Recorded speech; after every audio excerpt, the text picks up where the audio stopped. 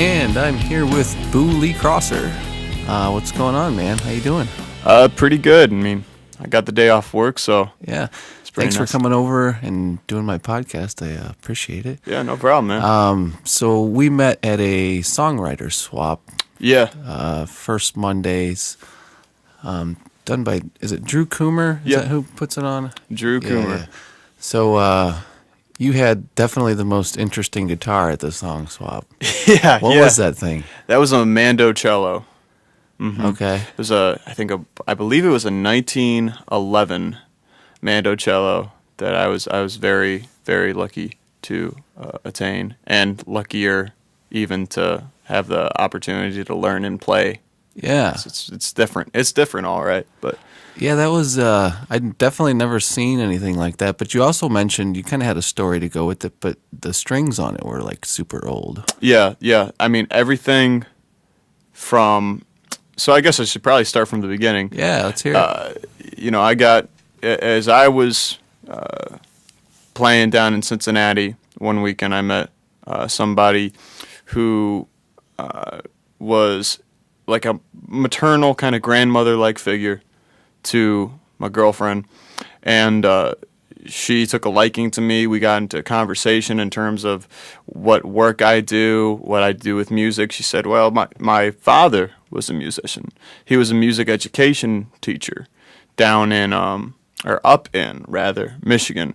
And he was a specialist in mandolin, mandocello, banjo. He played it all. But he had these two instruments. They were very old. And passed down to her, and she said, I don't play them. I want somebody that does, and I know you play mandolin, and do you know what a mandocello is? I said, yeah, kind of like an octave mandolin, which they're completely different, actually. They're two different types of instruments, but she gave them to me in good conscience that I would play them and take care of them, and I haven't really played them live. That one time was the first time I've ever played the Mandocello live, because it's such a delicate instrument. Yeah. You don't want to bring it to a dive bar, to a house show, and risk having it damaged or anything. It's a very special kind of thing to play it. Yeah. So, Do you have an idea how old that mandocello is? I mean 1911 is the date of it. So I would assume it's about close to or near 100 years old. Okay. So is that an actual, I don't know anything about mandocellos, but is that an actual instrument, or is it like a combination of a mandolin and a cello that is like a one-of-a-kind type deal? So it's basically, it's a part of the mandolin family. You have a mandolin, a mandola, an octave mandolin, and the mandocello.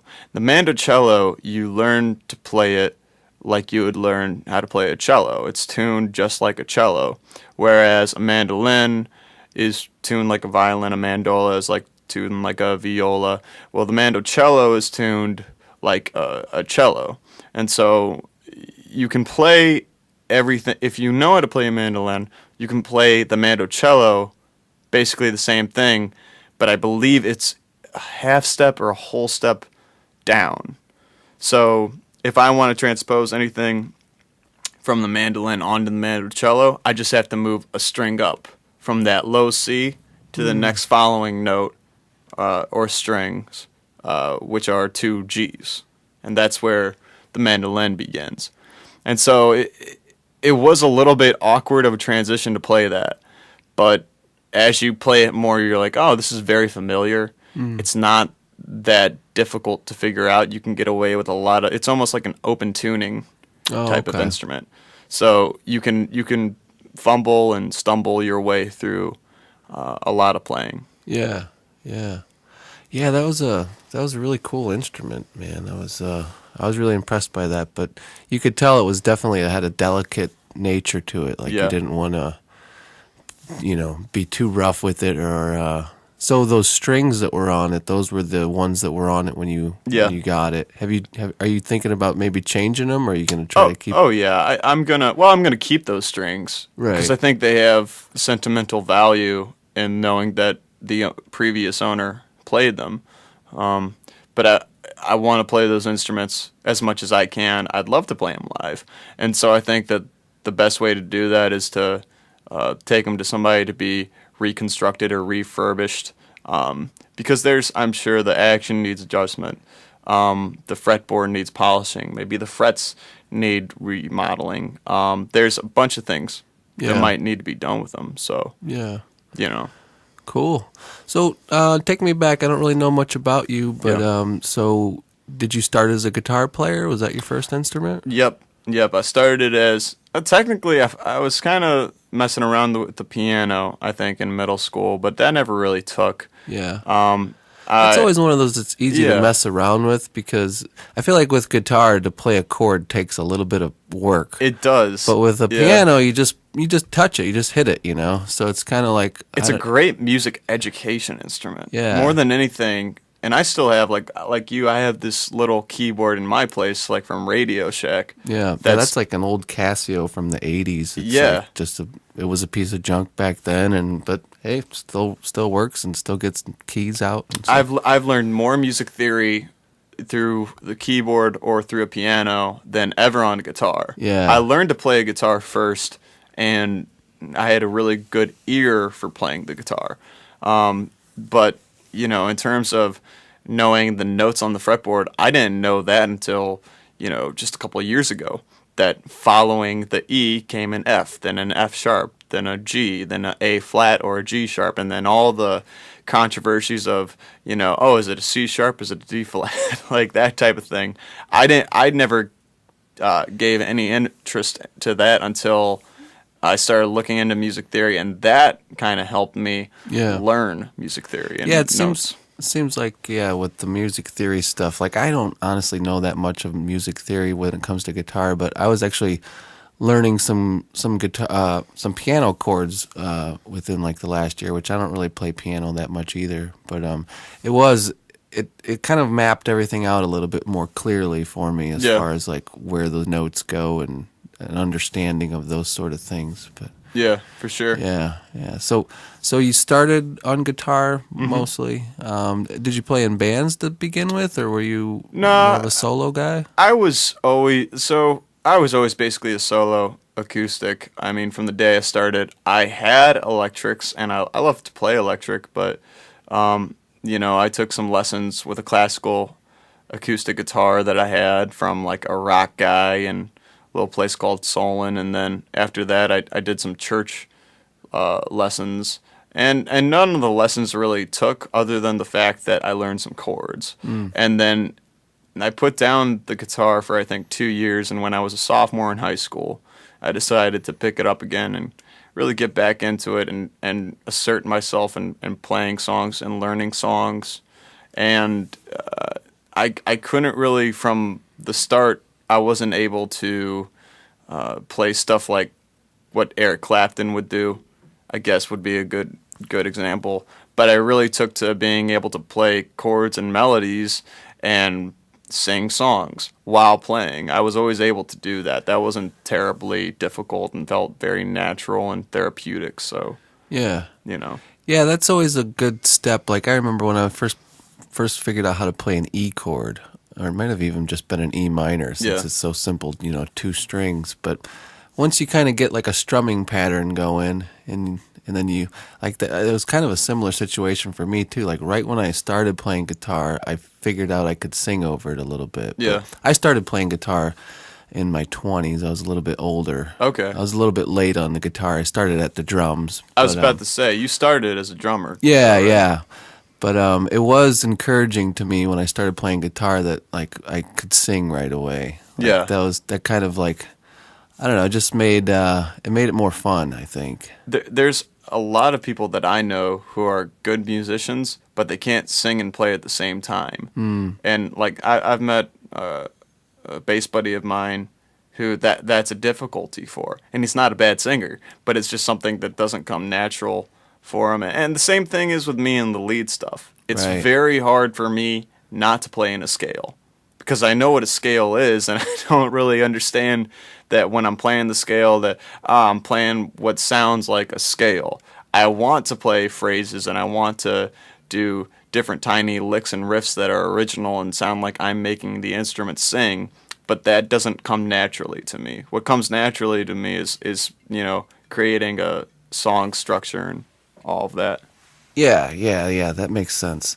And I think I don't know, with leads and with playing bass and singing, it's more of I think it's more difficult than singing over chords sometimes. It takes a little bit more practice. Yeah. There are a lot of like singers that play bass though, so Yeah. I think it's just one of those things that's just takes a little bit of practice sometimes. Yeah. Yeah. So I was looking at your bio. Do you play in a band now? It's Freight. Yeah, Freight Street. Freight Street. Freight Street is the band that I play in right now. Okay. Do you guys do a lot of? Is it like original or covers or? It's mostly originals. Okay. And I think that's where we've gotten our biggest criticism is that we're a very talented band, but we play these freaking mopey or sad songs. Oh, But really? they're all original. A lot of the material we play is completely original. It's either from me or the other singer-songwriter type person in the band.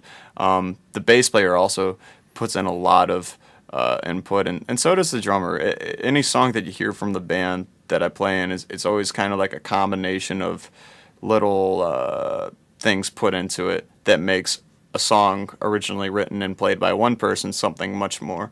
And I think that happens with a lot of bands, but Yeah. we that's how we do it, and it's really, really fun. How many people in the band? There's me, there's another singer, Flannery, Devontae's the bass player, JP's our drummer, and we actually have a violinist, Oh, cool. Kathleen. And yeah, it's a great group, and you may not see us all together as that singular group right now. Right now, it's been a lot of Devontae, me, and JP. Tomorrow, they're playing a show in Bowling Green without me. I'll be playing a solo gig at Bozo's. So it's almost kind of like I'd almost refer to it as a collective. Yeah, 'Cause kind of a rotating cast of characters. we and- play with yeah. whoever can. You know? Oh, yeah, that's so cool. It's pretty interesting. So, do you generally what's your role in the band? Are you a singer and playing guitar usually? Yeah, a lot of what I do is I would characterize it as the singer, a lot of the songwriting, and then a lot of the rhythm guitar. I would say this is bad, but since I can't take as much strong leads, Devontae does a lot of strong leads on the bass. Oh, And I'll kind of mesh with JP on the drums while he does that, and it gives us a pretty original kind of funky sound. Obviously, as I stated before, I'm learning and trying to improve upon that, but while I'm doing that, I can still play in a lot of time signatures and hang with the drummer while Devontae leads on bass, and it's very, very cool to hear. Yeah. So my part in it's more rhythmic and singing and just songwriting. yeah, cool. Yeah. It's always nice when you have a bass player that can kind of step out and do some of the leads for you. And Yeah. I've played with some of those guys that do that, and it always adds a lot to the music. It seems like. Right.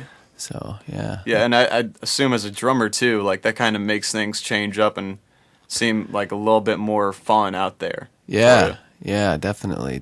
And it depends on the band too. Like I'm playing I play in a 3-piece band. Do you know Ben Stalitz? Yeah. Okay, I played drums for him too, and he does. And then we have a 3-piece and bass player Will, but yeah, he's like Will's like a big Chili Peppers Flea kind of fan, so he's always doing some really cool stuff on the bass and. But yeah, I think just being a 3-piece, sometimes there's a lot more space to move around and stuff with your instruments too. It's very personal too. Yeah. Excuse Yeah, me. well, we definitely noticed that there's nowhere to hide sometimes. Yeah. Especially like just being 3 people up there. You know, you got one guitar, one bass, and one drummer. So Yeah. And I mean, you really, I feel like within a trio, a lot of times, there's just a much more kind of connected. When you have upwards of 5 or 7 people on stage, it can be really tough to catch every single cue between you. That can be something that can be pretty difficult. But when you have 3 people, or I guess you would say there's 2-piece bands out there, and 4-piece I feel like is a great number to have. But when you have that magic number of 3, everybody's basically on the same page and playing off of each other in a very, very tight, particular way. Yeah, there's not a lot of worry about like overcrowding things, it seems like. Yeah. So Yeah. So I'm sorry, was it Freight Train? Freight Street. Freight Street. Yeah. Yeah, sorry, I got it. No, that's all right. Freight Street. So are you guys doing a lot of gigs? You said they're playing without you tomorrow, but I would say, yeah, we play as about often as we can. People are in multiple bands. I mean, Devontae's in 2 bands, counting Freight Street, and JP's in several. I have the solo thing. Kathleen is actually a music teacher, so she'll have musicals and orchestras that she has to attend. And Flannery, our third, is also a solo musician, as well as she's in school right now. So you have a lot of busy schedules and whatnot, which is why a lot of time you don't always get the full picture of the band. A lot of time it might be 1 or 2 or 3 people. yeah. And Yeah, but that's cool that you guys can kind of do without each other sometimes, because yeah. I know how hard it can be to schedule even practices or, getting gigs together with that many people. For sure. Even with, like I said, with being in a 3-piece band, it's hard to get the 3 of us in a room together sometimes just because, everybody's busy. Yeah, and it can be frustrating, but it's always important to, like, you're frustrated by the situation. If you're frustrated by the situation rather than the people that you're playing with, that's always a great sign. Because, if everybody's very busy, then there's nothing you can do about it. But when you play together, if you're having fun playing together, then that makes it all matter. That makes it all worth it in the end, I feel like. Yeah. So, but yeah, practice and getting gigs scheduled, it's always a challenge. We do it fairly enough to the point where I feel like we're active, and we have a fan base in Toledo and in Bowling Green, and people know about us. So as long as that's out there to a degree, I feel like we're accomplishing something. Yeah, So. yeah. Especially with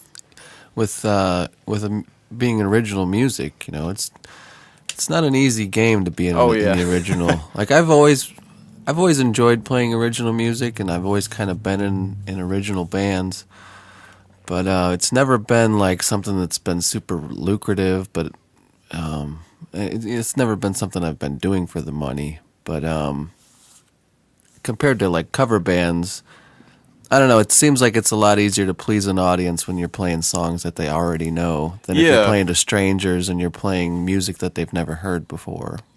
And as I've gotten older, I feel like I've gotten more aware of like healthy judgment, where I might be playing a song and saying to myself, well, I do kind of care about how this is going to reflect on the crowd right now, because you don't want to alienate yourself as an original artist. I mean, you want to feel free to play whatever you want. That's great. But at the same time, you really want to time what you're going to play. You don't want to play too many sad songs in a row. People go to bars and see the musician as entertainment, and if you wrote a good song, then it's basically as good as a cover. If people enjoy it, they're gonna like it. They're gonna listen and groove to it. But you control the vibe in that room, and if you focus too much on yourself and the material you're playing, like the seriousness of it, I feel like you can bring that down. And I mean, that's why you should learn covers, and that will help you in your own writing too. Yeah. I mean, these guys who have been playing 30 years in cover bands, a lot of them are great songwriters. And I feel like that's attributed to the fact that they have that experience. Right. So. Yeah. Yeah, I think it's definitely a skill to learn, just being on stage and understanding what your audience may be receptive to.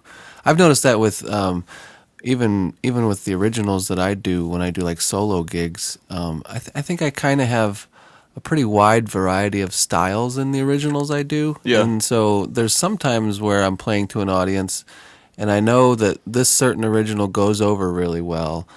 But if I'm at a different place and it's a different crowd, that same original might not go over so well. And Yeah. you may need to pick like there's some venues that I'll play where I'm like, okay, I need to play some of my happier songs here, and then there's some venues where I need to play some of my heavier rock songs here. Yeah. You know, you kind of just have to pick and choose, even amongst your own songs, just the different styles between them. Right, So, right. And playing certain, like, for me, it's always going with a battle between, like, three things of folk and country, jazz and soul, and then punk and emo. And the very fine lines that separate those and choosing where to play those sets of songs. So if I'm out playing like a 3 hour gig, the punk and emo songs that I've wrote and I love playing them, they're probably not going to make much of an appearance because usually I'm playing for families at dinners and I'm playing for an older crowd, and those songs fit much better with a younger vibe, a younger audience. Whereas I can play those soul songs for that older crowd and that older audience, and that'll be fine. The country one is always kind of the country folk songs are always kind of a toss up, you know, because with that genre, I found people either love it or they hate it. yeah. And that goes for old and young, you know. People that love Frank Sinatra might not like it when you play a Townes Van Zandt song, and that's, you know, that's just the way it is. But just judging the room, judging the vibe, I feel like that's all it is, you know. Yeah. Don't start off your set with Piano Man, end it with Piano Man. Right. It's like Right. that type of thing, you know. Yeah, yeah. I still make those mistakes though with song choices. Like I was playing at I don't know if you've heard of Coffee Amici in Findlay. I just did their open mic on Friday, and I've done it a few times, but that's kind of one of those places where you want to choose your songs wisely because it's real quick. Yeah. But so I opened and I played two originals, and they went over really well. And then for my third song, I was like, all right, I'm going to pull out a cover here. And I pulled out a Tribal Seeds reggae cover. And it was just a bad song choice, like, because nobody actually knew the cover song. They didn't know the actual song. Yeah. So it was new to everybody. But then it was, I don't know. I just got done with it, and it was like, it went over okay. It went over decent, but it was like the least favorite. And like my two originals did way better. So I was like scratching my head afterwards. I was like, oh, maybe I shouldn't have played that cover. But, you know. And I mean, I feel like we are always going to keep on making those mistakes. Yeah. Because the person you are on stage is completely different than the practice room. Right. And a lot of time, the person you are on stage are a little too big for their britches, and you think you're going to make this big move in your head, and you're like, oh, this is going to work out so well if I play this song after that song. And then you play it and you realize the mistake that you made. You're just too late. You're like, I should not have done that, but I did it anyways. Yeah. And I mean, that's just something that I think is always going to, you can live 100 years and play 100 years. You're always going to do that, you know? Yeah. And the crowd, I bet they rarely notice those mistakes. You're your own worst critic, so you define them more than the crowd does. Yeah. You know? Yeah, I think for me it's just a matter of like I want people to, and I don't know, I just want to please the audience sometimes. And, Yeah. You know, if I get done playing and you know the song before had a really good response, and then I play another song and it doesn't have as good a response, then I'm like, oh, I should have played a different song. I just like second guess myself a lot. Right. But so I don't know. It's a weird thing. Your original songs do crowd please, though. They are very the ones that I saw, because I mean that night at the singer-songwriter thing that we were both at, you played two original songs, but they were very fast-paced, very different structure-wise. I love the structures of them, and they were just extremely energetic. Oh, thanks. I also like I love the lyrics of them too. You know, that they came off well. They came off very well to that crowd of songwriters. Yeah, thank you. You know, so I think that's really good. Yeah, no, I kind of had the same feeling with what you were doing. Like it was, you kind of stood out to me as far as not only the Mandocello that was pretty freaking awesome. Yeah. But, yeah, I mean, thanks, man. I appreciate that. But I found with that Shoes song that I do, like, it always, everybody, a like when I wrote it, I didn't think it was like going to be like a comedy song, but everybody seems to really get a kick out of it and Yeah. think it's funny. So it usually goes over pretty well. But yeah, that was a lot of fun. That song swap, man. That was. You gonna go the next one they're having? I think I might have the day off, so I might be able to make that again. The toughest part is those are at 8 o'clock in Toledo, and if Yeah. I'm working, I work second shifts. I was gonna So ask you, do you live around the Toledo area or? so I live in Bowling Green. That's where I went to school. So I'm a 30-minute drive from I'm basically a 30-minute or over an hour drive from any like urban mecca Yeah. of music. So Well, Bowling Green's got a pretty good music scene. they do. They do. Yeah. And that's something I really got to give them credit for. Yeah. Because I've been playing there for like 6 years. And in those 6 years, it's changed significantly. And I attribute that to a ton of people in the scene. But notably, there's two groups that I feel like have really been attacking that scene really well and bringing kind of a new life to it, and that's Discount Nostalgia and the American Spirits. Oh yeah. I'm not just doing that to kind of like sponsor them on the airwaves, but especially like with the guys Discount Nostalgia, they're my friends. A lot of these musicians in the town, I've met them and had chances to grow with them and friendships and everything, and they've revived towns, or I mean not towns, but dive bars like Howard's. It's a great space to play now.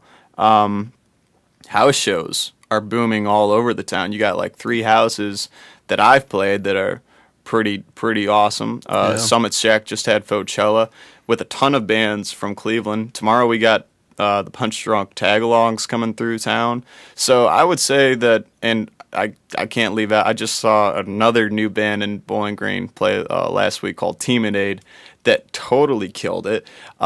There's a lot of great bands in that area right now that are full of energy, that are full of the will to like help one another. They're not about competition at all. Everybody is really trying to be committed in helping each other as a Yeah. band, get notoriety and everything. So I have tremendous respect for the scene right now. Yeah, yeah, it is a good scene, and I actually Dylan from American Spirits was on my podcast. He was the first guest. Wow. So, yeah, I know American Spirits. Discount Nostalgia I've seen. I don't actually know the guys that well, Yeah. but they are doing some really cool stuff, and Howard's in particular. They've got new ownership over the last like year or two. And Yeah. they've done a lot of really cool stuff there too. And it's also great for the and I didn't want to leave out anybody too, because I mentioned a lot of the new bands, but there's also a bunch of old bands, or not old bands, but veteran groups like Trino Leaves. They've been playing around the area for a while, and same with Casket Company. And I love them, and I love what they bring to the table too. Justin Payne, he's another great singer-songwriter in the area who's really been bringing it with a new band as well. And it's Yeah. kind of like a collection of Trino Leaves and the drummer from Bacano. I think he's in it right now. So That's the Justin Payne and Company, or, Yeah. and Co. yeah, Is it? I think it's Enco. Oh, okay. It's a really cool thing. Yeah. And I hear stuff on the radio all the time. I'm like, it's really awesome to hear Justin with a band. So, Yeah. Yeah. Yeah, I've kind of known Justin on the peripheral. We've always kind of ran in the same circles, but we've never actually like Yeah. sat down and talked or anything. But he's definitely a good musician. I've seen him many times. Yeah. So Yeah. yeah, very cool. I used to, I don't know, the Bowling Green music scene, it's one of those things that it's kind of like it evolves and revolves, I guess, with the college, it seems like. Because I was in a really popular band in Bowling Green, probably in like 2007-ish, Okay. called Bancroft. But we were kind of like just like a pop college rock type band. Yeah. But it's interesting because even back then it was a good scene. It's just always it changes because I think there's like an influx of new students every 4 years, and Yeah. like the town kind of changes. A lot of the names of the bars change, and it just seems like that's kind of the nature of the city being a college town. Is there's always going to be new people coming in, but I know what you're saying. It is it is a pretty exciting time now. It seems like at least with the people that I know that you mentioned with like Dylan and stuff, they do have like a kind of a positive energy and really trying to help each other out Yeah. in BG. So And I think that you're totally right. And I mean, I'm looking to actually move out of that town in the next couple of years, and it's partially because it's college town, and there's a certain kind of momentum that you get as a young musician that you might not have as an older musician. I was talking to my buddy about this the other day, and how if you're an older musician in a college town, then having friends who have college friends is some big momentum, because they're going to bring their friends to the show and they're going to build a crowd and an audience. Whereas if you're playing in Toledo, if you're playing in Cleveland or Columbus, that part of it is still there but not as significant. It's kind of like neutralized. College towns are tough to play in because that population keeps on changing. Your friends move away. Some of them stay. Some of them started playing music, and others quit playing music for whatever reason, because of work or responsibilities in their life. So it's a weird little thing to stay in Bowling Green for an extended period of time, because you just see the rotation of bands and the rotation of kind of trends coming through it. That's not to hate on it either. You gotta jump off the spinning wheel at some point. It's a little, yeah. I think the turning point for me came. I was around 26, and I was like, I'm getting a little too old for this town. Yeah, and I'm 24, so I'm approaching that now, where it's like, I'm like going at different places to move to, especially music wise. Yeah. To where that might be a better, kind of route for my career. Yeah. So with your solo stuff, I'm curious, how often do you gig? Pretty often? I try to gig with, I'd say about once or twice a week is how often I gig, and I'm trying to get that number up. But it's tough with work too, because, I don't want to lose my job. I just kind of want to continue to do the music and make that full-time and have like a part-time type of thing. That's kind of the goal, is to make music full-time. But right now I play once or twice a week. Most of them are scheduled gigs now, as opposed to maybe a year or two ago when it was mostly like 3 or 4 open mics a week. I played open mics like crazy, just trying to get something. So well, that's kind of where I'm at, which is interesting, because I don't know, just to give you a little bit of background of what my music is, where I'm at. But I'm in a thing. It's like a one-man virtual band called the Onlys. Okay. And so the way it started was recording everything in a home studio as a full band, but I was just doing everything myself. Yeah. So in 2016, I released a 17-track album, which was all just me. But the idea was to build up an online audience for it and just be a virtual band in the online world. Yeah. And then recently, I've kind of been building a pretty good audience, and people have started like asking about live shows and wanting to see a live show. So I've been trying to somehow figure out how to perform all these songs that I did as a full band in studio in a live representation. So in like the last 6 months, I've been doing the solo acoustic stuff, but like you said, I've been doing just like a ton of open mics. Yeah.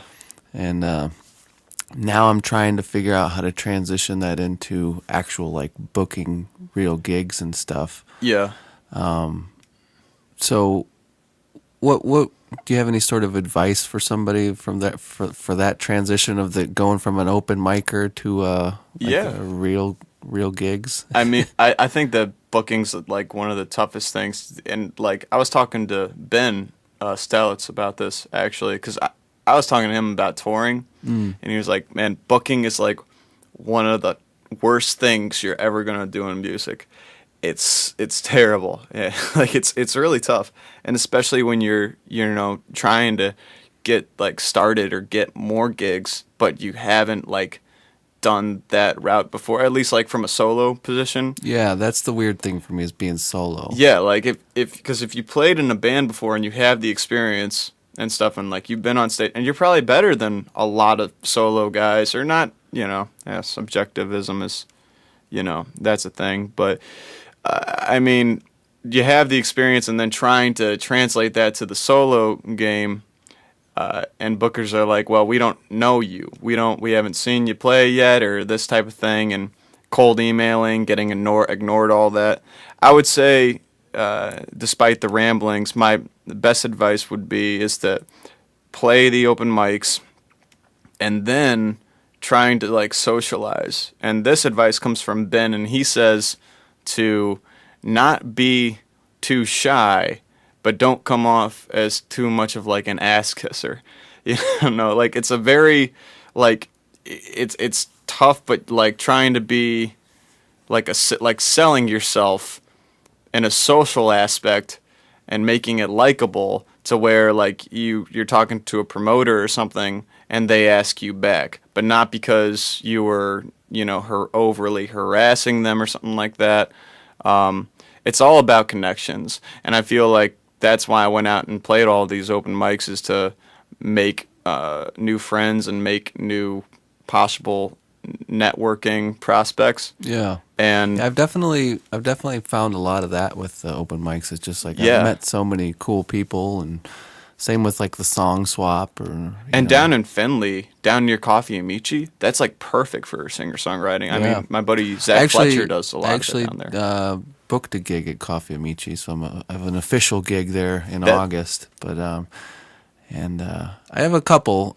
You mentioned Summit Shack. I'm playing at the Summit Shack. They're doing a comedy acoustic. I'm doing that. I think I might be doing that June. too. Yeah, in June 15th. Yeah. All right, you're gonna be on it. We'll both be on Dude, that we're gig. playing a gig together. That's pretty cool. Yeah, awesome. Yeah, But so what do you think about? So one of the struggles that I've had with being a solo acoustic is my thoughts were, I think if you're playing to cold traffic, I shouldn't say cold traffic. If you're playing to complete strangers that have never heard you, I think if you're playing in a band, it seems to be easier to impress people because there's more to watch. There's more people playing drums and a lot of different guitars. Yeah. When you're a solo acoustic person, I have ran into the struggle of how do you impress people with just a guitar. But I think that's, I don't know, it's just something that it may just take 10,000 hours of practice to actually be able to do it. But Yeah. Man, that is a tough one. And then the other thing is, do you generally, when you play the solo acoustic gigs, do most venues, do they want you to be playing the 3-hour, 4-hour long gigs, or do you ever find because I feel like the perfect amount, if I'm playing originals for me, and I'm doing a little bit of like light comedy in between songs and trying to relate to people and try to have people enjoy it. I feel like the perfect time is somewhere between 45 minutes and an hour. 30 to 45 minutes is like I love those kind of gigs where they're almost like so quick that the audience wants more. Right. I love that time slot. But I feel like if you're going to do a 3-hour gig, like obviously you're going to probably want to throw in a lot of covers, but I don't know that I would never want to watch somebody playing for 3 hours if they were solo acoustic. It's almost more of like you would be like background sort of. Like I wouldn't want to focus my attention on, even if they were really great, for 3 hours. I would be happy with an hour. Yeah. As an audience person. How do you? So, I love how you asked me that though, because like there are so many like solo acoustic acts that they're trying to play more, and they play mostly like 3 to 4 hour gigs. And in my experience and in my booking right now, I don't have as many of those gigs. I have more of the 30 to 45 minute stuff. And because of that, I'm playing the shows that I want to play and doing that type of thing, but I'm not making as much money. So that's kind of... That seems to be the trade-off. The money gigs are the long gigs because you're... It's like I play covers. I do that too. But what I really want to do is I want to try to book rooms that are listening, and because I think I have something to offer within those that I don't have to offer to playing a 3 hour get, and I'll be doing that tomorrow, and I'll be proud to do it. But I'm the same way as you.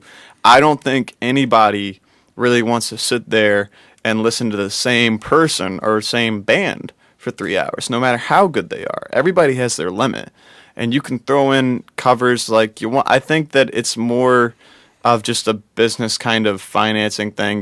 We want live entertainment for the evening. Yeah. Nobody's going to be there for 3 hours. People are going to be coming in and out. Yeah, it's almost meant to be a rotating audience of people, which... So you can actually, for strategies with that, so if you don't have as much material as somebody who's been doing that for 30 years or something like that, you can repeat sets, because the fact of the matter is not everybody's going to be in there for that long. So your first set can be your last set. Yeah. You can rotate it and kind of play the system. Buskers do that all the time. Buskers will sit on the sidewalk and play the same song for like an hour just to get more tips. People passing by, it's a good song. Well, keep on doing it. Keep on playing that chorus and keep on, improvising, that type of thing. That seems to be a pretty common thing with the 4-hour gigs. Because actually, me and Ben and Will, we played at the Beer Stube on Saturday, but we had a 6 to 10 slot, so it was a 4-hour gig, and we were definitely repeating songs by the end of it that we had played in the beginning. But it's a completely different audience at that point. So and if they don't have a problem with that, if the bartenders and all that don't have a problem, then I think you're good. Some people want to hear songs twice. Yeah. So that's always something, and that's encouraging too. Especially if it's an original. It's the band I mentioned, Timid Aid, on Saturday night. They played a house show, and they got an encore, and they said, "We don't have any more songs." And the crowd wanted them to play this one original, and I believe the title of it was "Bitch," and they played that original again, and the place went wild. Cool. There's nothing wrong with breaking rules like that, and it's really cool to see when it happens too. Yeah. So, well, anytime you have a crowd that's looking for an encore and you're playing originals, man, you're doing something right. Yeah. So. No doubt about it. That's always a great feeling. Yeah. So, what's some of your favorite kind of venues in the area? In That's bowling, always a weird question, I know. No, I love. You don't want to alienate anybody. Well. I with venues, I'm a little bit more harsh. There's certain venues that I'm not a big fan of, and I guess I won't list any of those. But my favorites, in Bowling Green, I love the Stone's Throw is like my home bar. Oh, really? That's where I first started playing. I feel like we have all these things in common, but I've been doing the Hump Day review. Yeah. Quite a lot. With Timmy C? Yeah, Timmy C. Timmy was one of the first guys who actually believed in me musically. He really helped me, establish some confidence, and I would always go to the Hump Day review. Yeah. I'm gonna be playing an hour set at the Hump Day. Hump of the month? Hump of the month. Yeah. I think May 16th. So a couple weeks from now. But yeah, Timmy's cool, man. I like what he's doing. He's been doing it for a while, too. Yeah, so, he has. Yeah. And then you also have Nikki at Howard's, with Steve, who's the new owner or manager, one of the two. I played with Steve at a gig, at a Mad Hatter gig 5 years back, and he's a great great pianist. I don't think I know Steve. I know Nikki, though. Yeah, they're awesome. What they've done with Howard's. Thursday night open mic night, which, speaking of Thursday night open mic night, I want to play somewhere tonight, and I was just looking at places to play. You know of any good open mics other than Howard's? Because I've been at Howard's every Thursday, but Howard's would be my go-to for a Thursday night. As far as I was looking outside of that one, I'm sorry to interrupt you. No. I was looking at a place in Ypsilanti, I think, called a Tap Room. I've heard of that. Maybe it might be Ferndale. Yeah, but it looks like they have a Thursday night open mic. I don't know. I'm willing to I just want to play somewhere cool that I haven't played yet tonight. Is there anywhere in Toledo that does Thursday nights? I think Paula Brown's Sub Shop, but that might be closed now. I actually don't know if they have it. I was looking at there's a Facebook page for Toledo open mics, and I think Buzz Anderson might have one at maybe, is it Papa's Tavern? No, I'm not real sure. There was a couple listed, but Yeah. I don't know. I don't know how dated that list was, so I don't know if it's outdated at all. Well, Tuesday, I think they're still doing the Ottawa Tavern. Yeah, I've done that one a few times back And, when yeah. Muddy was doing it. That's what I was doing a lot. Was Yeah? the Ottawa Tavern during summertime. That was like kind of like there's always like go-to open mics in every town. Yeah, At like I do. Did you ever do the Bronze Boar on Mondays? I didn't do that one. Oh, is that's a that cool in one. Toledo? Yeah, Kyle Smithers. Oh, I've heard that name. Yeah. Yeah. He's in Last Born Sons. Okay. Really good guitar player.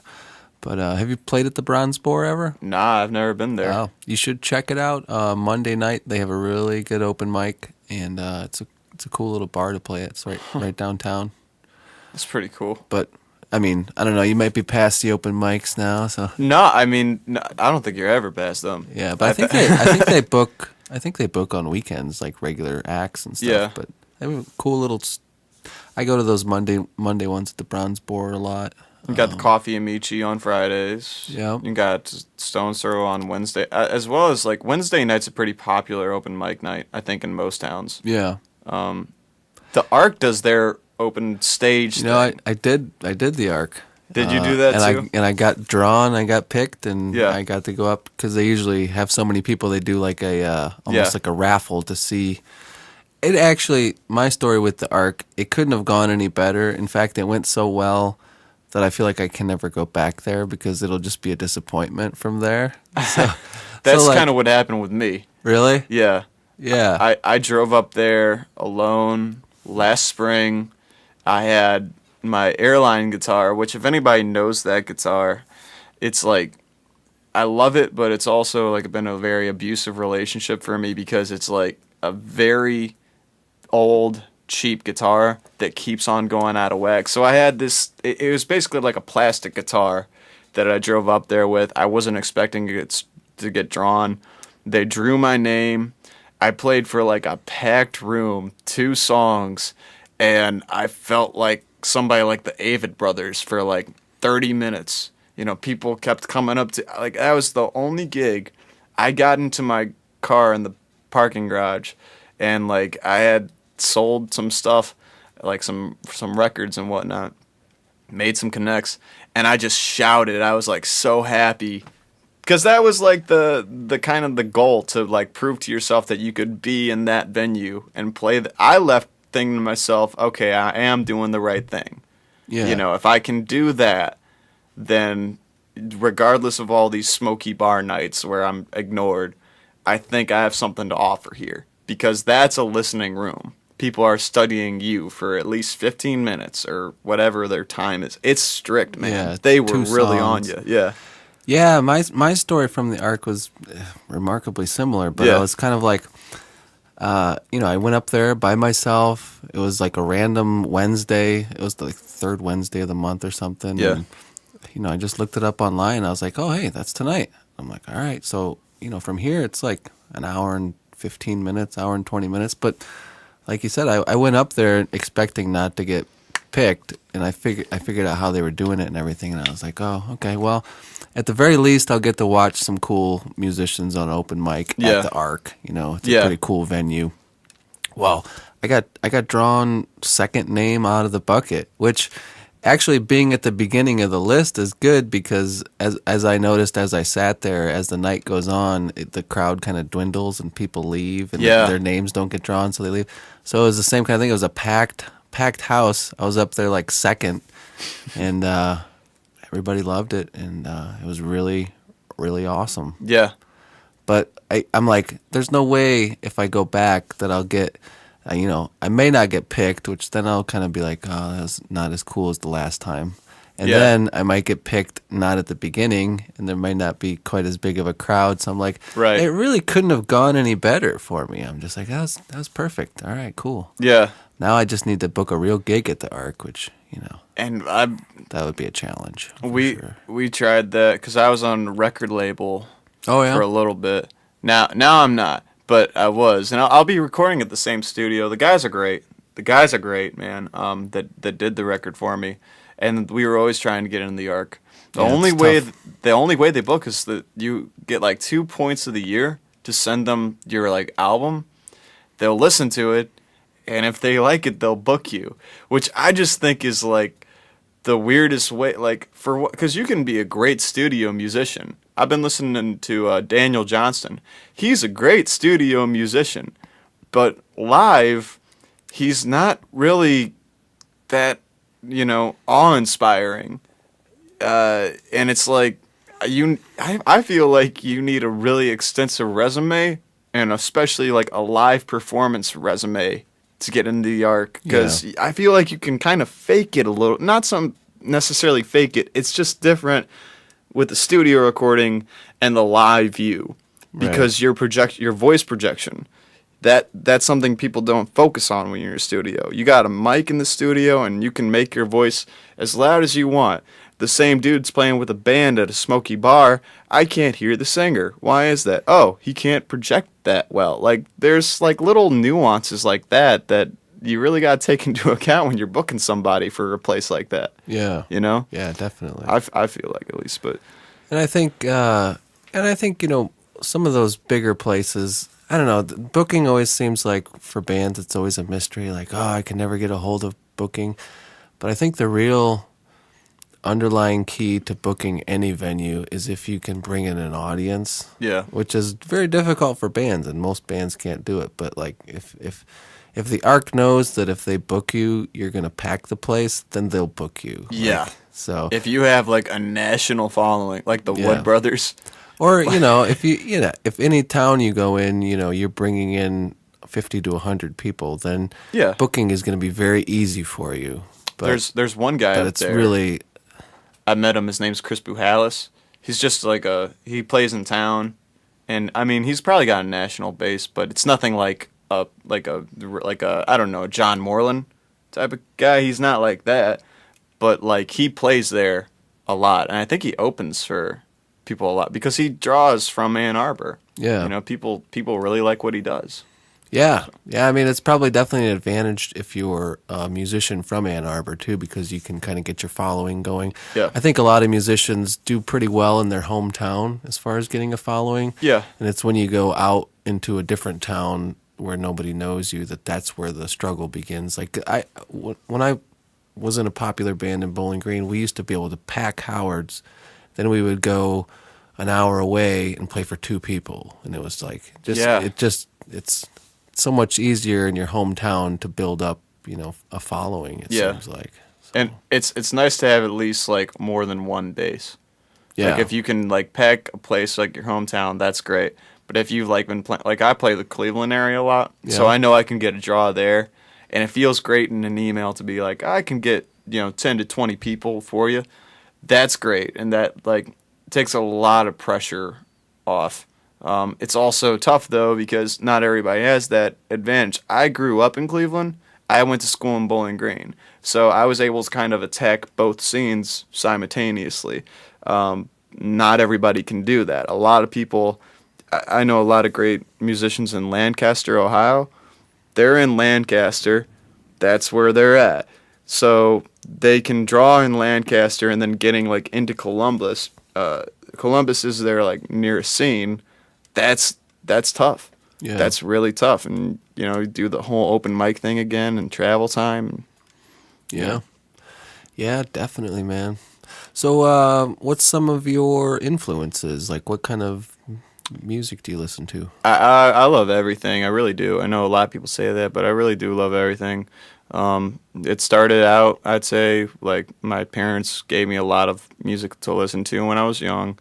Like Neil Young I had an obsession with guys like Neil Young, Lynyrd Skynyrd, Bob Marley. Loved those 3, like in that order, and the Doors, the Allman Brothers. Of a little eclectic group throwing Bob Marley in there. Oh yeah. Yeah. And then in high school, I got into very old blues. I loved the blues as well as punk rock, and the 2 kind of formed. And I found like singer-songwriters, I guess, but I wouldn't even call that. They were more like folk singers, like Townes Van Zandt, John Prine. One of my favorites is Chris Knight. Got into college, was still obsessed with those guys, and dig deeper and found guys like Shaky Graves, Possessed by Paul James, Scott H. Byram, Lost Dog Street Band. And then I got into jazz. I love the stylings of Chet Baker, Dexter Gordon's one I've been listening to a lot, Miles Davis, John Coltrane. I'd love to compose like him if I could.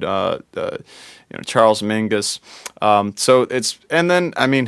love rap and I love hip hop too. I mean, and they're kind of one and the same. I'm a Hobo Johnson fan, and that's something that's a little bit awkward because most people don't like that viral kid right now. But and I was big fan of Talib Kweli and Mos Def growing up. I really loved them. Beastie Boys, like a lot of kids who are like me. I like the Beastie Boys growing up, and Yeah. I don't know. There's just, and now it's gotten pretty. I'm looking at Songs Ohia, Jason Molina's projects like Electric Magnolia Company, and then Daniel Johnston, as I mentioned him before. I'm really kind of just everywhere with music right now. Sounds like it. Sounds like you got a lot of cool stuff that you're influenced by. What about you?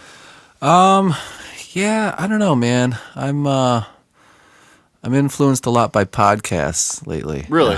No, just I mean, I've kind of been listening to more talk radio podcast type stuff than music lately. Okay. So, but I mean, influenced music wise, I've always kind of gravitated towards alternative rock. Some of the newer stuff I've been kind of digging on. I like Glass Animals, Okay. Alt J, even like some of the kind of poppier stuff like 21 Pilots and stuff. Yeah. I've been kind of getting into Muse. I don't know, just a lot of that alternative rock genre. Yeah. Ben's been exposing me to some folk that I really that genre of music I was just never really into Yeah. much, but he's been showing me a lot of different folk stuff, and I dig it. It's just not something I was ever exposed to, really. Yeah. So I mean, that's kind of like how I am with a lot of like bands like 80s hair metal bands, or beyond that, maybe like classic rock from the 70s, things like that. I wasn't really exposed to like Led Zeppelin or Judas Priest would be one, Iron Maiden, those type of you didn't bands. listen to 104.7? That's just not my like.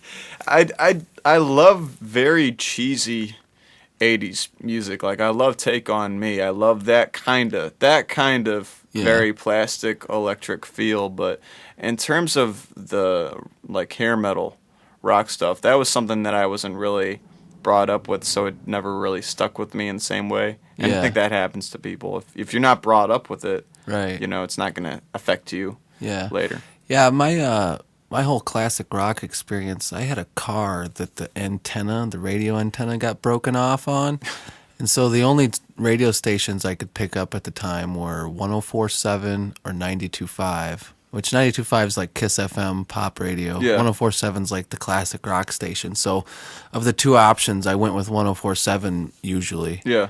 So like from there, you hear like the same 10 Led Zeppelin songs pretty much Pink on a Floyd. loop. Pink Floyd. Like, So always. yeah, I got to know that end of classic rock from like the radio standpoint. Yeah. I don't know. I had a broken antenna on my car for way too long, but Yeah. but I would say, I mean, like, one of the genres that it's funny how I got into it later in life rather than younger. I know a lot of kids like punk rock or like metal in their younger days. And I guess I'm still in my younger days, so it doesn't really matter. But when I got to college, I mean, that's when the first time I went to like a metal show. That's when I really got into like what you call emo music. That I was like completely taken away by like folk punk. There's this album by Johnny Hobos and the Freight Trains, who's actually like his moniker is Pat the Bunny now, and he doesn't even play music anymore, or like he doesn't want to be a public figure. He doesn't believe in the music that he created back then, but all of that stuff really kind of resonated with me in my like early 20s, which I'm still in, and like they continue to. And I really, really love that music still. And I hope it's not a phase. I really hope it's not a phase, because that would be a shame if it was this late. Yeah. But that stuff's probably made a very inspiring impact on me, melodically speaking. Oh, okay. Because it's not about like blues structures anymore, and it's not necessarily about country. There's like little, like the use of the nine in all of my chords is something that's really been influenced by that music. You know, a very soft melodic kind of tone that goes really well with like singer-songwriter kind of stuff. Yeah. You know, Yeah. and I think it did with like Elliott Smith. You hear it in his music too. Yeah. Yeah, it's interesting how some genres of music are kind of, they're almost geared toward a certain age demographic or a time period. Like there's that angsty kind of grunge, which was like the late 90s, and that was kind of geared towards like teenage angst. And there's like, you know, different sorts of pop music for, it seems like, younger people. And then as you grow older, you see these punks, like the punk rockers, a lot of them get into like folk music. Yeah. It's kind of like the same message, but they can resonate with it more deeply. Yeah. You know, It's interesting when you're talking about melody as opposed to maybe lyrical content. I don't know if that's what you were saying, but yeah. I've always find when it comes to writing music for myself, I tend to, especially when it comes to lyrics, I tend to focus on melody before anything else. Yeah. So like I'm always like singing gibberish or nonsense, just kind of humming along to a guitar structure or whatever. But the most important thing is having a really good sound melody, and then I try to fit lyrics into that melody. I agree too. I mean, like a lot of times my lyrics will stay kind of like nonsense. I have lyrics that really don't mean anything. Just because they fit the melody. Yeah, they fit the melody, and they kind of... I do the same thing They sometimes. go into the emotion. They like, there might be lyrics that mean nothing, and I've always kind of like referred to those as like you're using the lyrics as an instrument, because they contribute to the emotion that you're kind of trying to convey. Yeah. So I feel like I'm totally the same way. Totally about So do you ever melody. have, because this happens to me, but do you ever have where you're singing a melody and just words will come out and you don't know where they came from, but then they end up working and you're like, oh, that's the lyric now? Totally, man. Yeah, Totally. that happens. That's a weird thing when that happens. Like, I love it, though. I don't know if it comes from your subconscious or maybe the influences that you've had with music over the years. It kind of just comes out through you somehow. I think that's also a key to like great writing, though. Like when it just like, when you like kind of like hear a great phrase in your head or something and you write it down, you're like, huh, that's not a quote from anybody. I just thought about that. It's kind of like that with like song lyrics too. Like when you got like, oh man, that sounds like really cool. Those words just came out of me and they flowed with this melody really nicely. I think you can always trace it back though. I'm just writing a song right now where I found it sounds like 3 other songs I know through history. One was a local musician song, the other was Shaky Graves, and another was the band's The Weight. That structure is very popular in music, and I feel like you just kind of got to get past like everything's already been created once. Like every song's been written multiple times. Just put your own take on it. Yeah. You know? Yeah, I think if you're not actively trying to copy anyone, you're gonna sound like your influences. So everybody's influenced by music, so I don't think there's any avoiding that. I think you just, you try to make stuff as original as you can, but I think little bits and pieces of everything comes from different places, at Absolutely. least for me. So. Creativity is kind of stolen in a way, or it's like kind of borrowed. You're kind of, just taking little bits and pieces from all your inspirations. And that's why people say, oh, you sound like so-and-so. Yeah. And if they do, that's a good thing. Because that means your vision of what you're supposed to be doing is good, because that vision was inspired by them. So, I mean, I feel like that's okay. Yeah. So, let's, what kind of records you got going on? Have you recorded much? Yeah, I've recorded 2 CDs. One was in a home studio at my buddy's place called Folk Song Singing Cliche. A lot of acoustic tracks and some band stuff. Is this under the Booley Crosser name? Yeah. Okay. And then the other one was New Bedford. That was the one released on a record label, and that's a lot more band stuff and kind of shows a lot more learning that I've gone through in music, and a lot of my proudest songs I think are on that album. Then I got another one that I'm going to start next week. That'll be kind of like a return to sender to the acoustic stuff, but like just kind of much like a little bit more clear, a little bit older. I'm really happy because I've been taking care of myself recently. My voice, I quit smoking. I didn't quit drinking, but I don't drink before recording sessions anymore and stuff like that. So I'm really excited to see how this third little CD, there's only going to be 10 tracks, which the one had 14 and the other one had 13, so I'm going to do 10 acoustic tracks. Is there a place we can find those on Spotify? Yeah, they're on Spotify, they're on Bandcamp. Is that just under, look for Booley Crosser? Booley Crosser. And I always encourage people to look at the Facebook page or the Instagram just because it helps me get gigs sometimes and that type of thing. Like the page. Yeah. Get that audience going. There's live performances on YouTube too, which is kind of cool. Yeah, I saw one for, was it Poppy? Poppy Seed. Yeah. Yeah. I really liked that song. I was checking that out last night, actually. Yeah, that's one we do with Freight Street a lot. I'm happy with that one right now. Yeah, that's it had a really cool sound. I was really digging it. I listened to it like 3 times in a row. Sweet. That's awesome. But yeah, no, it was really cool. So with the new album that you're going to be doing, what kind of studio? Where are you doing it?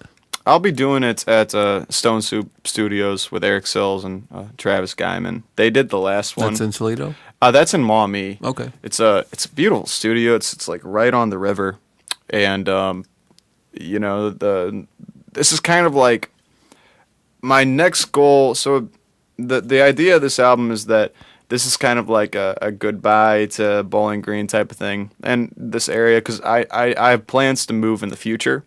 And where I want to take my music in the future, where I want to record in the future, will probably be in a different location and all of that. So this last album is like, I'm probably going to title it, and this is probably a very cliche emo title, but it was between an emo mixtape and Everything We Missed. And the only reason I would call that Everything We Missed was because a lot of the tracks that we were going to put on New Bedford, we took out.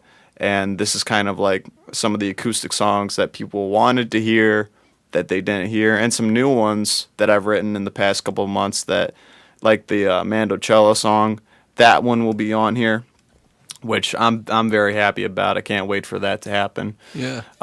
So it's just kind of like a little farewell to my friends and like kind of readying myself to focus on my next step in music and trying to get this started as a career and as a lifestyle. That's cool. I like the name Everything We Missed. That sounds.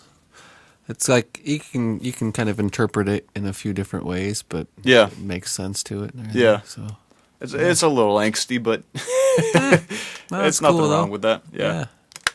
So what kind of you got a gig tomorrow? I do. You said you were doing.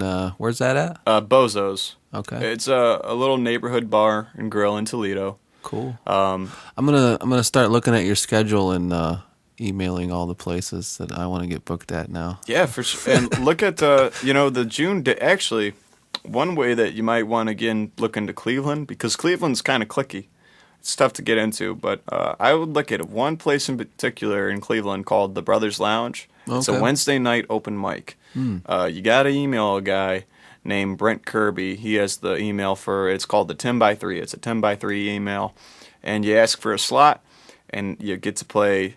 2 of the songs you have to play have to be originals, and one can be a cover or an original. But it's like a singer-songwriter little showcase thing. So they want to make sure that you have like your own songwriting type stuff too. Yeah, cool. they're not going to be like. Anytime someone requires or requests originals, I'm like, yes. Yeah. Oh man.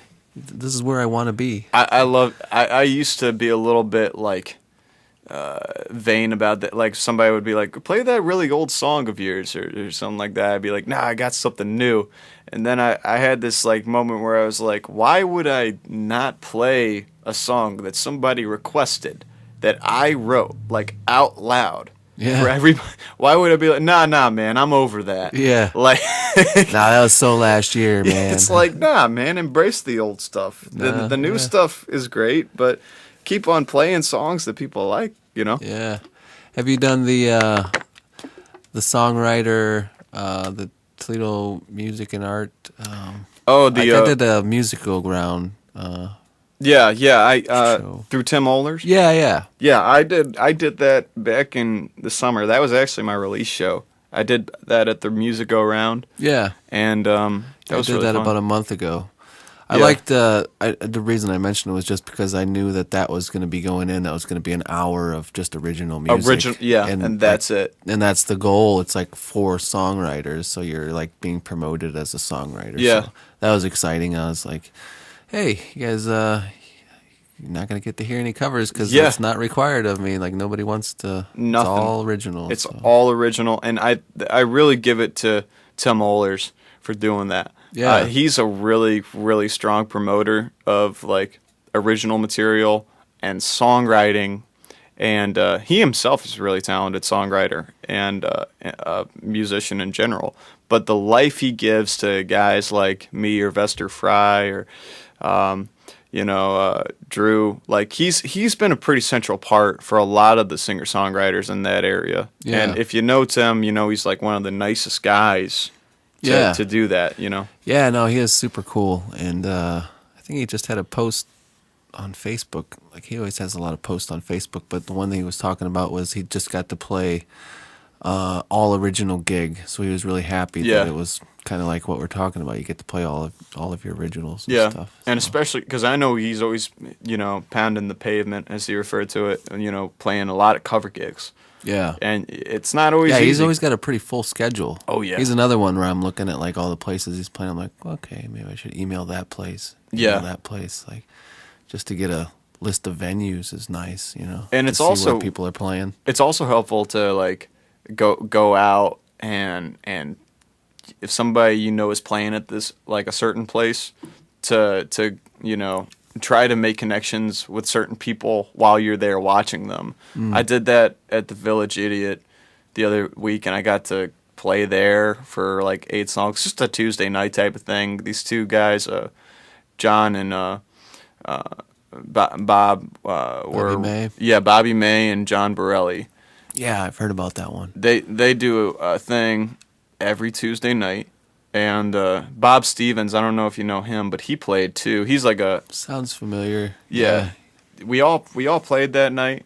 We all had a great time, and I'm really grateful to those guys for giving me that opportunity. But I think it's all about kind of getting your foot in the door, literally too, and talking to people. Because once people meet you, they get a vibe for you and see if you're like a good person. Yeah, they'll give you a chance. It doesn't really matter. I think material-wise, if you're a good guy, they're willing to, or person in general, they'll give you a good chance to show what you got. Yeah. Yeah. Yeah. Yeah, it's funny when you mentioned Vester.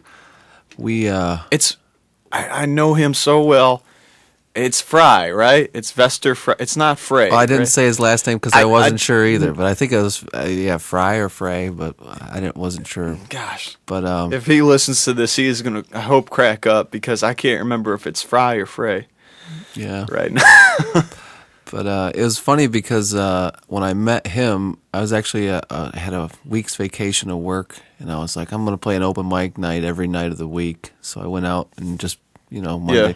I think I did 6 that week or something. But he happened to be on the open mic on the same tour. So like on Monday we played together, and that was when I met him. Then the next day I think I was at like Brew Coffee or something, and Yeah. he was there. And then I saw him at the Beer Stube. I'm like, hey, what's up, man? We're like doing the same open mic circuit here. Like it was like literally like it might have been 4 times in the same week. We ended up at the same open mic, just like, oh hey, what's up? And he was playing banjo the whole time, so that was cool. Yeah. I like the lefty banjo. Yeah. Can you imagine how hard it is to like find a left-handed banjo too? Like Yeah. whenever I see his instruments, I'm like, man, that's some money right there because they like left-hand instruments. Those are rare. Yeah. To me, they are. Like I only see them every once in a blue moon. Yeah, especially especially when you get into the even more rare than just a guitar. You know, he's going with like a Yeah, banjo, resonator, and all that. yeah, Yeah, Vester, one of the most talented dudes I've seen by far in Toledo. Just like his ability to finger pick is always what gets me. Because I love finger picking on my own guitar and stuff like that. But between him and my friend Barry Johnson, they're always so calculated with that finger picking, and you know, you just know it might not make that big of a difference to the crowd, but if you're a musician and you watch their ability to keep on time, especially with the thumb, that bass part of the finger picking, it's pretty phenomenal, and yeah, it's really tough to do. yeah. I've been trying to learn more of some of those like the claw hammer techniques and Yeah. stuff, but it definitely helps with acoustic. Gives it more of, you know, just that fullness, and it's just a lot more going on when you get the finger picking rather than playing with a pick. Yeah. Ben's really good at finger picking. Yeah, a and I lot of noticed stuff. that too. And on those guitars that he has like some guilds, Yeah, and they really echo. They really reverberate, yeah, and it's an awesome tone. yeah. He's big into the Guild guitars, and he's. I was originally talking to him about, because I have a little Martin. I don't know if you noticed, but it's a Yeah. 3/4 sized acoustic guitar. Yeah, Which when I first started playing acoustically like 6 months ago, I was like, yeah, I don't know if this is gonna work out, or if I should just go with like a full size. I don't know if the bass tones are as full as I want them to be. yeah, But when you get it plugged in, I mean the electronics on it are pretty good. It sounds like Yeah. a regular Martin pretty much. But yeah, Ben was gonna take me guitar shopping, and he's all about like the old vintage guitars. Yeah. Just because I think a lot of times what he was telling me was like the wood, it actually takes like 10 years to mature and settle in to where you're actually getting the tones. yeah, Like those older guitars actually sound better just because the wood is aged, I guess. yeah. And I think too, you gotta take care of it. I know with the airline, that's from the '57, I believe. And the hardest part about playing that one is that it doesn't project enough. And it was meant to be acoustic originally, I think. Or actually, no, it was made in Gibson. It's a fully electric guitar. It just doesn't like really project acoustically, which it's not meant to. So I guess Yeah. now when you plug it in, it's got a very swampy tone that's rare for northern guitars to kind of acquire. Yeah, it's like something you would hear in Mississippi, and the action's really high on it. It's great for slide guitar. The neck is extremely thick on it, and that's what I love about older vintage instruments. They have like little characteristics, like maybe the thickness of the neck, or like the mandolin and mandocello. Those have like a triangle shaped neck, so you can't put a capo on it. Oh. You know, Yeah. it's like very interesting in those kind of ways. Yeah. But I'm a big fan of vintage. They're just expensive. Yeah. That's the biggest thing. Yeah, you know? definitely. Definitely. Well, I mean, music instruments in general seem to be like, I don't know. They're always super expensive. Mm-hmm. I got cracked cymbals on this drum set and broken cymbals, and it's like they're like $300 a piece if you want like really cool, like the cymbals that I like. Yeah. But I so yeah, mean- to get your cymbals on your kit, it can cost you $1,000 easily. Yeah. And those are things that generally will break over time. So it's like, Yeah. It's always important. I feel like now I'm learning to invest in the best gear that you can. Right? Price is always going to be a bit of a, consequence if you're going to make an investment in some really good gear. yeah. But the more you do it, the less problems you will have. Discount Nostalgia, I asked them, like, what was the first step for you guys in, like, really becoming, like, the band that you are now? And their frontman, AJ, said, dude, I know that when we all got good gear, it was like a breath of fresh air. It's like, because gear, I feel like, is always the one thing that can make or break your day on stage. Yeah. The low EQ on an acoustic guitar, if you're finger picking and it starts to reverberate at like the OT, that sucks, and it's really Yeah. tough to deal with. Having a nice control over that, because your gear, you put the investment into it to where you have the control over that. It's just really, really nice. Yeah. So, And that probably, I'm sure that representation from on stage is represented in like the quality of your gear, but it also in recording quality. I think Yeah. a lot of local musicians, not so much now, but in recent years in the past, it was really hard to get a good quality mix on your recordings. And so sometimes if you're doing like a home recording, I think the representation of it may not always be as high a quality as what you would hear on the radio. So Yeah. people automatically think it's not as good, but it's really, it's more of those mix engineers. They have so much experience and they're so good at it that Yeah. like the standard is super high. Like the low standard, it's a very high standard to have songs that are high enough quality to be on the radio. But Right. that's like the bare minimum. Like you have to be at this high level, it seems like. yeah. So Yeah, I'd agree with that. For sure. yeah. I kind of wish my guitar was in better condition for the previous record I did. Oh really? It's not bad, and it actually adds like a good bit of like twang into some songs.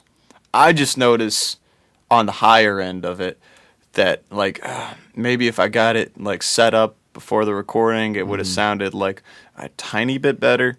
And same thing with my mandolin, because I had that recorded too, and I was just thinking to myself, well, maybe I should have gotten that set up a certain way. But they have so much control in a studio usually Yeah. that those things are really taken into account really well. Yeah. You know. Yeah, it's gotten a lot easier now with technology to do those things at home, but there's still like that. You have to have somebody that knows what they're doing with it. So, Yeah, so- it's definitely not something you can just fake your way through. yeah, You know. yeah. So cool, man. Well, let's wrap this up. Mm-hmm. Hey, it's been a lot of fun. Booley Crosser. Yeah, man, this has been a great conversation. Check you out on Facebook. The do you gram, have the I think I already asked Instagram. this, but is there a Booley Crosser website? There actually will be very soon. I don't Okay. know how soon, but probably by this weekend, it will probably be up Oh. and running. I've been working on it myself. Cool.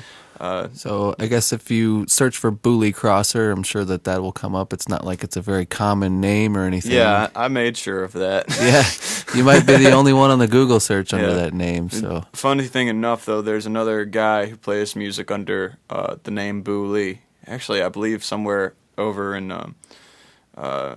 like Manchuria or something like that, or Oh. Asia, in that area. I did not want to say just Asia, but yeah, and he's really good. So I'm not even the best Boo Lee. oh So that's, wow, but you know, yeah, you got the crosser though, so that sets you apart. I'm the best Boo Lee crosser, Yeah, hopefully. yeah. All right, man. Well, thanks for coming over. Check out Booley Crosser. Thanks, man.